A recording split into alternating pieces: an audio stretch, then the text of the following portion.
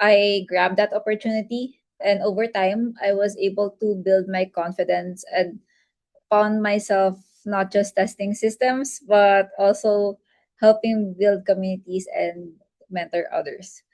Hello, everyone. Welcome to today's episode of the podcast. I am joined with an amazing guest, Miss Jasmine. Jasmine, how are you doing today? I'm doing good. Thank you for inviting me in this podcast. Thank you so much for your time and for coming on today's episode of the podcast. I truly appreciate it. So, for my audience, Jasmine is a computer engineering graduate from Asia Pacific College with certifications from Amazon, Google Cloud, and ISTQB. Yeah. Additionally, she has received training through Google's Women Developer Academy. She has a passion for volunteering and currently serves as a lead and WTM ambassador for GDG Cloud Manila. She's also a mentor for Unilab Foundation's STEM Plus PH program. If you'd like to connect with Jasmine, her LinkedIn is in the description as well. So without further ado, let's get into today's episode of the podcast. Okay. Okay, Jasmine, so I gave the audience a bit of a description about who you are, but can you please tell the audience a bit more about yourself? Okay. Um, Again, I'm Jasmine Calma from the Philippines, and I'm the head of quality assurance at Colab. It's a cloud first solutions company. Outside of work, I'm active in tech communities, wherein I serve as lead of GDG Cloud Manila, and I'm also a Women Tech Makers Ambassador, where I help create spaces for learning, mentorship, and inclusion. I also spearhead our company's outreach initiatives. Um, wherein I mostly organize volunteering opportunities 7 times or 8 times per year. And to balance my professional work, I stay active with sports like golf, running, and hiking, and also or all sorts of stuff. Actually, quite interesting. So you mentioned the balance between your work and things that you like to do outside of work. And Yeah. I have a large amount of my audience also like some of the sports that you mentioned, which were hiking and running and golf. So how did you develop your interest in these three sports? Okay. So our company, um we have like a special team of collab employees wherein we organize our work life balance activities, and collab would actually subsidize that. So every weekend we would like organize some hiking activities, join running events.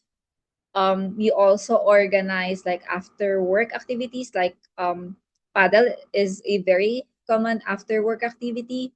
And then last week we went rock climbing near the office, because there's I don't know if you're familiar with Climb Central, because as far as I know there's Climb Central Bangkok. So um we visited Climb Central Manila, and then um we did we did indoor rock climbing and then bouldering. So um in summary, the our collab is very supportive when it comes to work life balance, to the point that they would actually subsidize it. Wow, that's actually quite interesting. So it's good to see that the place where you work has a community and it's more than just work, but there's also things that you do outside of work and they're very supportive of that. Yeah, because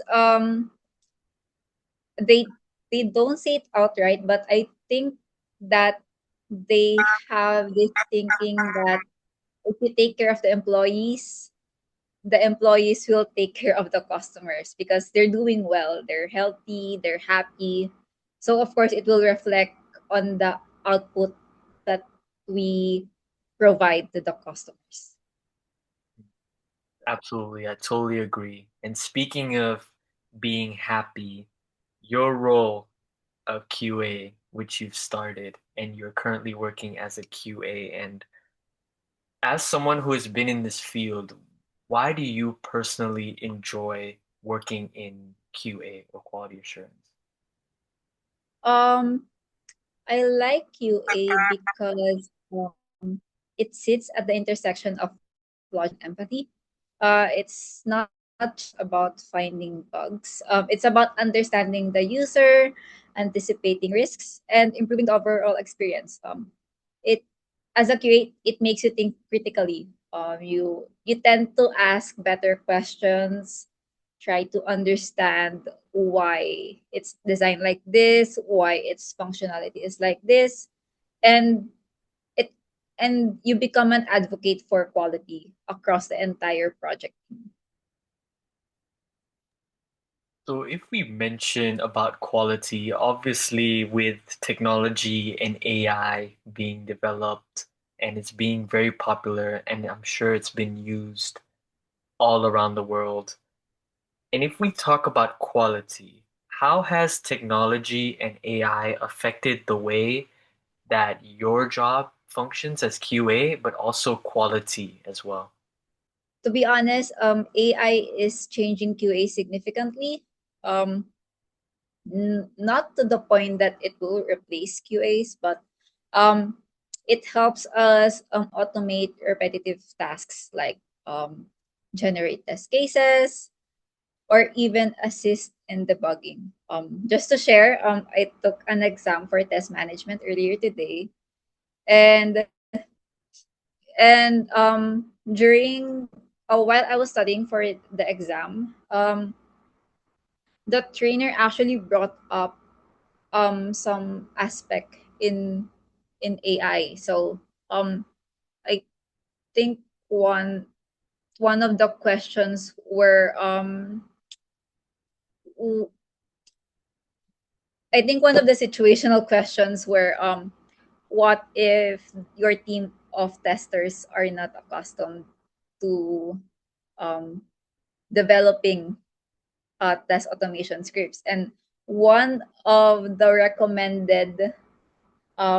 recommended solution was to integrate AI in the coding tools that will be used by the QA or by the testers. So with that, um, it doesn't replace QA; it just shifts the role. So QA engineers now need to focus more on strategy analysis and understanding complex systems rather than just execution. And with I think it also helps the QA in improving the quality and making, well, shortening the timeline when it comes to executing tests. That's interesting that you mentioned the exam and that question in particular. And is there any outcome that you hope to gain from that exam? Like, what type of people watching this do you recommend take that exam? So that exam is recommended for test managers because it will really teach you how to handle the team, how should you collaborate with the entire project team, like the developers, the project manager, and even the business side of the project. So um, overall, if you want to solidify or like gain or prove that what you currently know to is suitable for being for being a test manager, then I really recommend that you take that exam. And it's also quite interesting that you mentioned some of the skills that QA needs to have, which is, for example, strategy analysis and understanding complex systems. And if someone is watching this wants to become a QA, are there any additional skills that you recommend that they have under their belt to be able to handle QA and be a good QA? It's more on focusing on the fundamentals. Like you need to understand testing principles like manual testing, creating test cases, or and even bug reporting. Because for me, documentation is actually one of the most important aspects in becoming a QA um because the entire team would rely well, the development team would rely on how you file bugs because you need to replicate that on their end as well. Then aside from that, you you need to know how to explore edge cases like negative scenarios or scenarios that would not seem typical. And one of the funny things that I could recommend is you need to learn how to break things. Not literally, but you need to learn how to figure out how to break an application.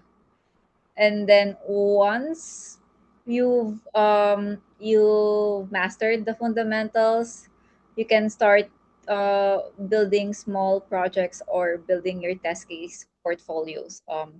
You can also try to learn basic automation because automation is one of the most in demand skills in QA right now.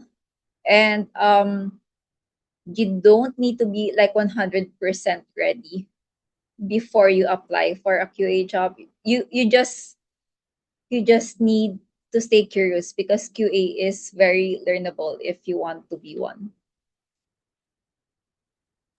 That's actually an interesting point that you mentioned because I feel like a lot of people who have tuned into this episode have some or a lot of interest in becoming a QA and having their career started in quality assurance, or maybe have had their career in QA and are enjoying it. For those people who are watching this who are not sure where to start but want to get started in quality assurance, is there any like advice and tips on how they can get started? Mm, well, um, I again, as I've said, QA is very learnable. If you stay curious, because um, they don't realize it yet, but most important QA skills are somehow already innate. So you have this critical thinking, attention to detail. You also need to learn how to communicate properly. And if you're very curious about QA, then curiosity is also a skill that's needed in being a QA. And then, um, well, to be honest, mindset matters more than tools. So, if you're really keen on becoming a QA, there's a lot of resources available online. And again, QA is very learnable if you're very keen on learning how to be one.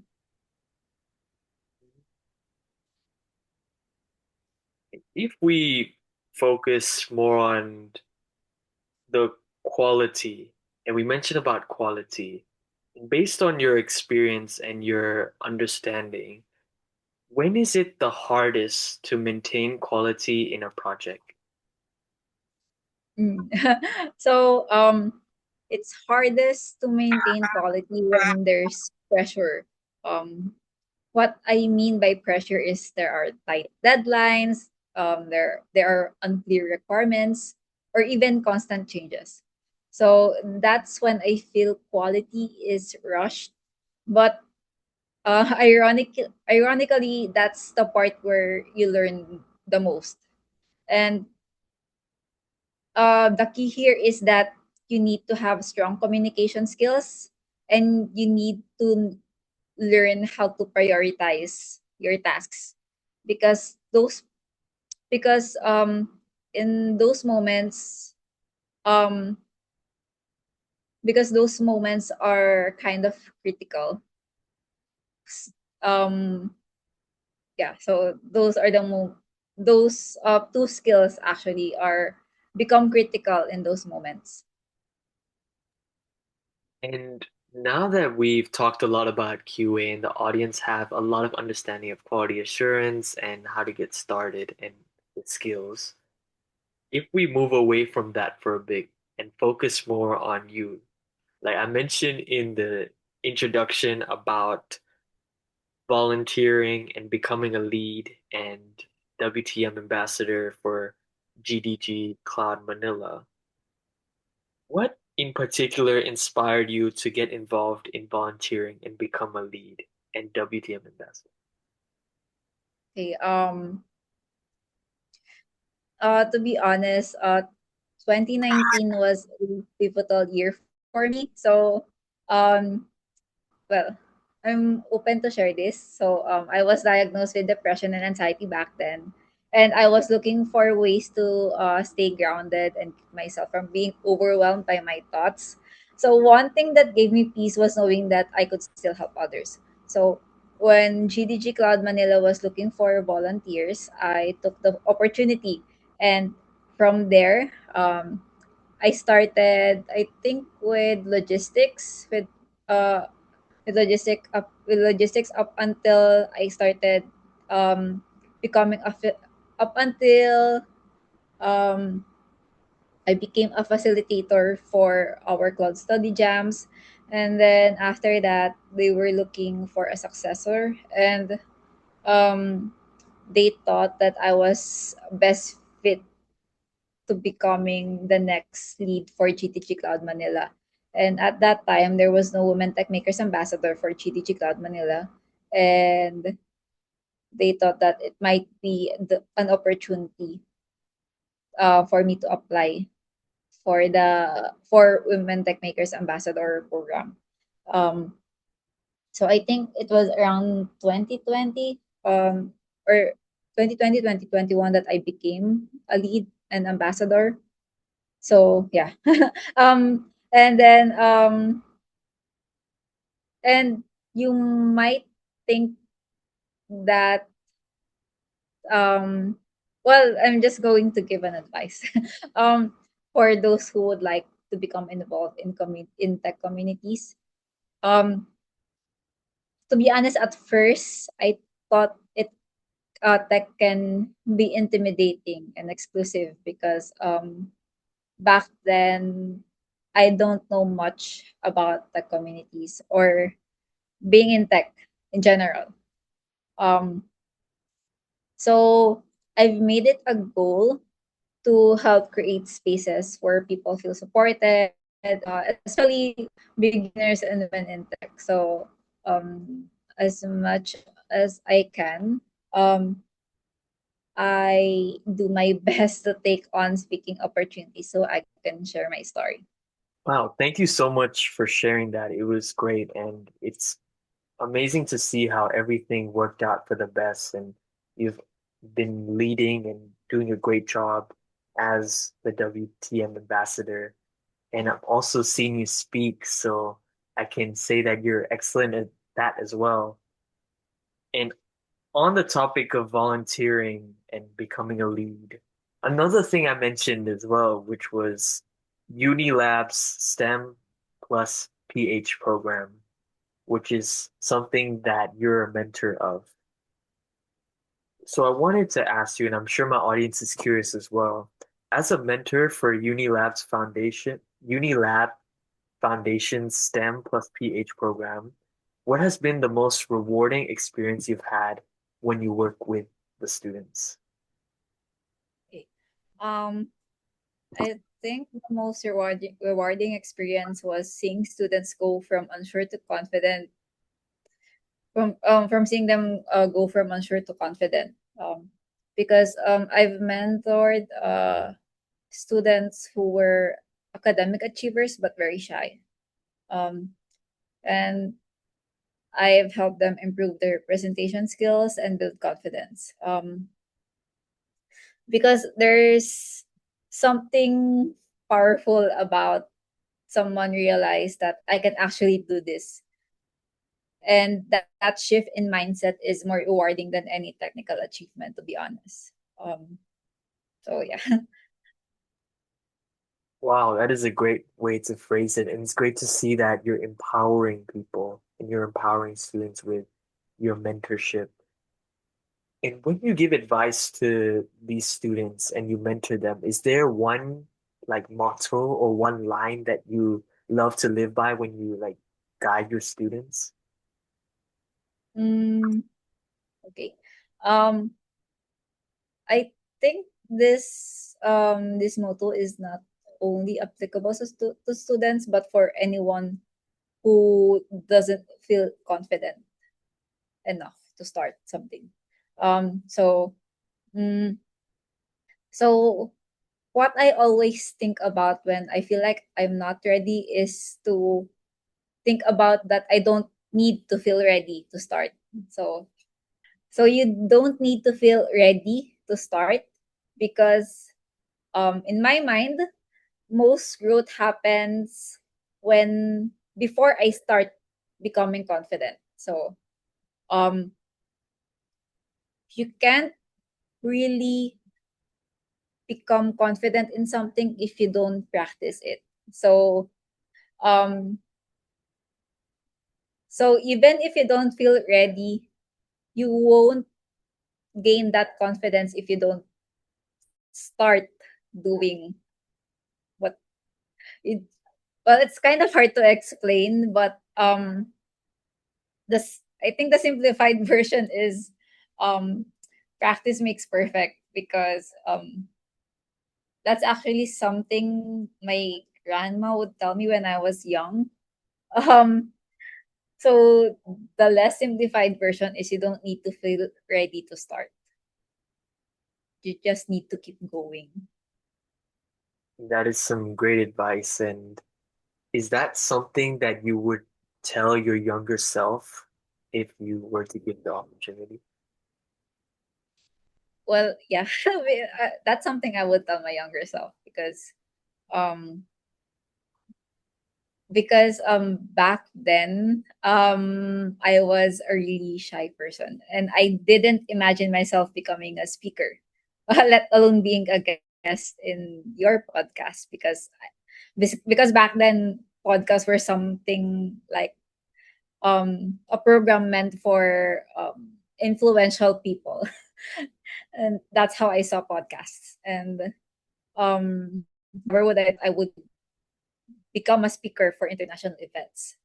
And I feel like if I didn't start speaking at small events, even though I'm not that confident back then, I don't think I would be here right now. So when you go on stage and you said that sometimes you don't feel that confident, what are you telling yourself and how are you able to like deliver your presentation like really great and with so much confidence? Mhm. So I think this is where speaker notes would come in handy. Um, because getting mental blocks while presenting is very common. And when I'm like super nervous or super anxious, uh I tend to like prepare some talking points so that when I do get when I do forget what to say, there's something that I could like look at for me to like become grounded again, and um being able to like prepare for the worst scenarios would, well, preparing for the worst scenarios, it might seem counterintuitive, but knowing that I could prepare for the worst scenarios would give me a boost of confidence, because um I know that there is something that I could fall back to, which are my speaking notes. I see. So it's also about like preparation with the presentation, but also like preparation for a backup in case you forget. Yeah, because not everyone are natural born speakers. most most of the speakers I know are introverts, and they also went through the same difficulties that I did. So the in the beginning um they also encounter nervousness or anxiousness before speaking, and I learned that through them I learned that um being prepared is helpful. And aside from that, talking about topics that you are really passionate about would like help you deliver your topic or your presentations in such a way that um you're just like telling a story. So when we talk about topics and your experience giving international presentations, has there been any memorable experience you would like to share based on like the topic you talked about and the place and how it felt for you and how you felt you delivered? Mm, so I think the most memorable one was when um I spoke at GDG Brunei's International Women's Day event. I think it was last 2023. So that was, I think, my first um international speaking event or speaking that was the first time that I spoke to an international audience. Um and back then I was really nervous. I kept thinking to myself, um are they going to have any learnings for the topic that I'm going to talk about?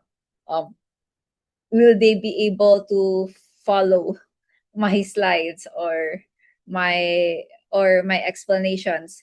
And then after that, I actually asked the organizers, and um, they told me that well, it kind of answered the questions that I was being anxious about.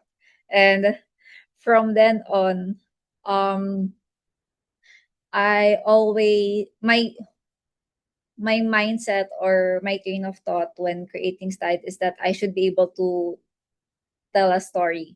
And one thing that I was able to pick up while preparing for speaking engagements and while talking to other speakers is that I should be able to explain my topics to a child so that it would seem easier to explain it to other people.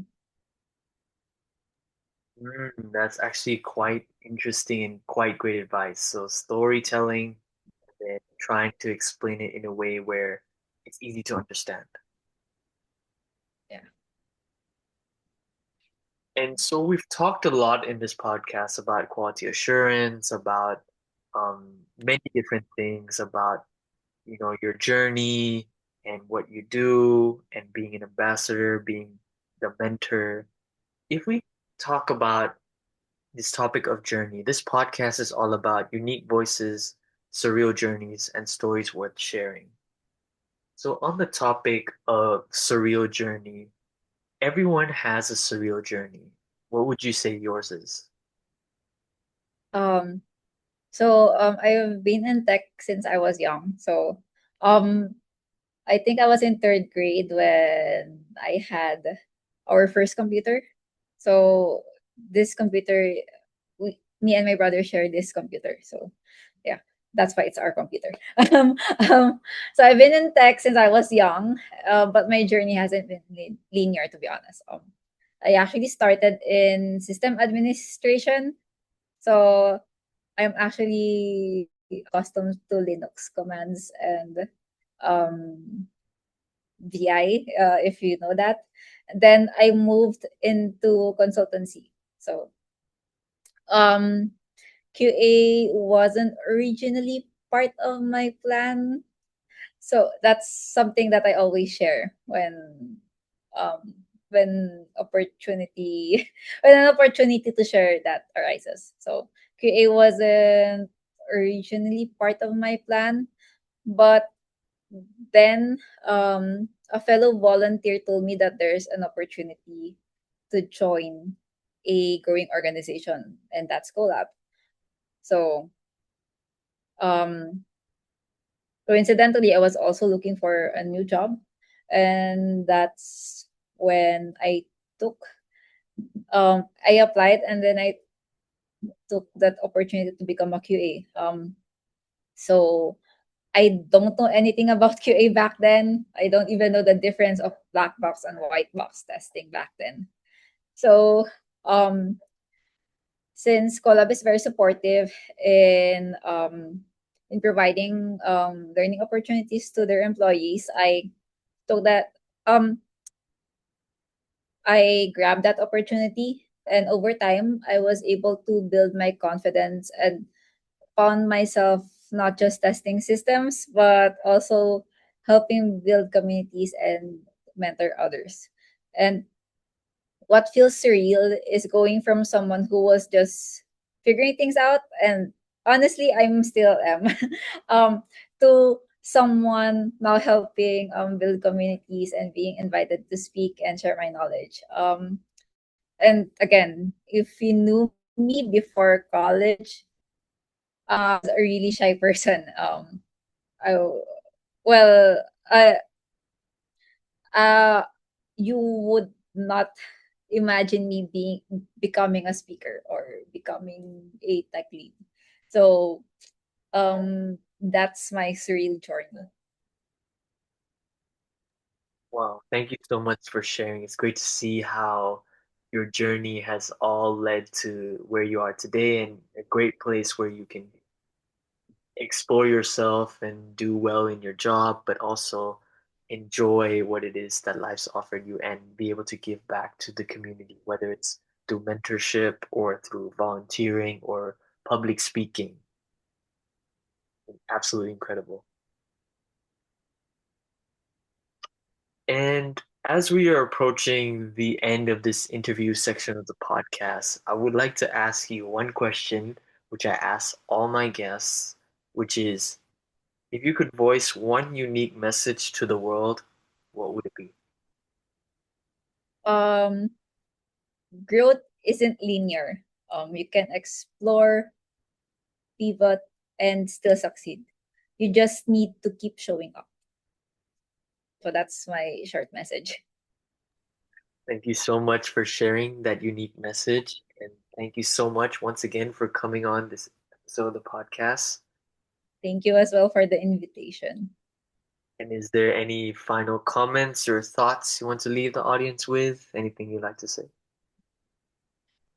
Um, don't be afraid. Don't be afraid to fail.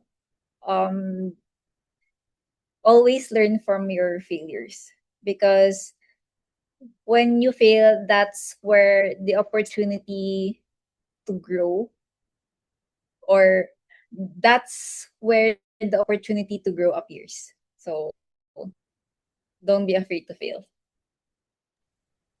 Thank you so much for sharing, and thank you so much for all the insights and everything that you've talked about on today's episode of the podcast. I'm sure my audience has gained so much and is walking away with so much knowledge about everything that you talked about. Okay. So yeah, thank you so much for like inviting me in this podcast. And again, I'm really sorry if we have to like keep moving the dates of the recording. No I problem. really appreciate you're very flexible. No problem at all. Thank you so much once again for coming on. I'm willing to adjust because there's so many things you talked about and so many things that I learned about QA and about you as a person, which has been absolutely incredible.